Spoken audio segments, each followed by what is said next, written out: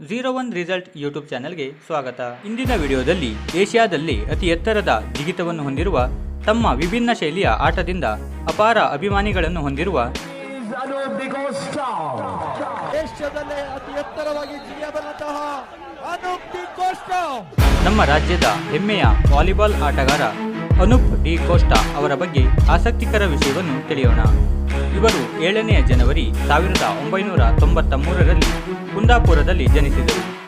ಇವರು ತಮ್ಮ ವಾಲಿಬಾಲ್ ಜರ್ನಿಯನ್ನು 2007ನೇ ಇಸವಿಯಿಂದ ಆರಂಭ ಮಾಡಿದರು. ಇವರು ತಮ್ಮ ಆಟದಲ್ಲಿ ತೋರಿದ ಸಾಧನೆಯಿಂದ 2008ನೇ ಇಸವಿಯಲ್ಲಿ ಕರ್ನಾಟಕ ತಂಡದಿಂದ ರಾಷ್ಟ್ರೀಯ ಜೂನಿಯರ್ ತಂಡಕ್ಕೆ ಆಯ್ಕೆಯಾದರು.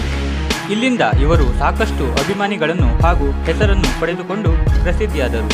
ಇವರು 2008ರಲ್ಲಿ ಜೂನಿಯರ್ ವಾಲಿಬಾಲ್ ನ್ಯಾಷನಲ್ಸ್, 2010ನೇ ಇಸವಿಯಲ್ಲಿ ಏಷ್ಯನ್ ಚಾಂಪಿಯನ್ಶಿಪ್, 2011ನೇ ಇಸವಿಯಲ್ಲಿ ಕರ್ನಾಟಕ ಬುಲ್ಸ್, 2012ನೇ ಇಸವಿಯಲ್ಲಿ ಟ್ಯುನೀಷಿಯಾ ಟೂರ್ನಮೆಂಟ್, 2013ನೇ ಇಸವಿಯಲ್ಲಿ ಟರ್ಕಿಯಲ್ಲಿ ನಡೆದ ವಿಶ್ವ ಚಾಂಪಿಯನ್ಶಿಪ್ ಹಾಗೂ 2015ರಲ್ಲಿ ಮಯನ್ಮಾರ್ನಲ್ಲಿ ನಡೆದ ಏಷ್ಯನ್ ಚಾಂಪಿಯನ್ಶಿಪ್, ಇರಾನ್ನಲ್ಲಿ ನಡೆದ ಏಷ್ಯನ್ ಸೀನಿಯರ್ ಪುರುಷರ ಚಾಂಪಿಯನ್ಶಿಪ್ ಹಾಗೂ ದಕ್ಷಿಣ ಆಫ್ರಿಕಾದಲ್ಲಿ ನಡೆದ ಸೀನಿಯರ್ ಚಾಂಪಿಯನ್ಶಿಪ್ ನಂತಹ ಹಲವು ಪ್ರಮುಖ ಪಂದ್ಯವನ್ನು ಆಡಿರುತ್ತಾರೆ.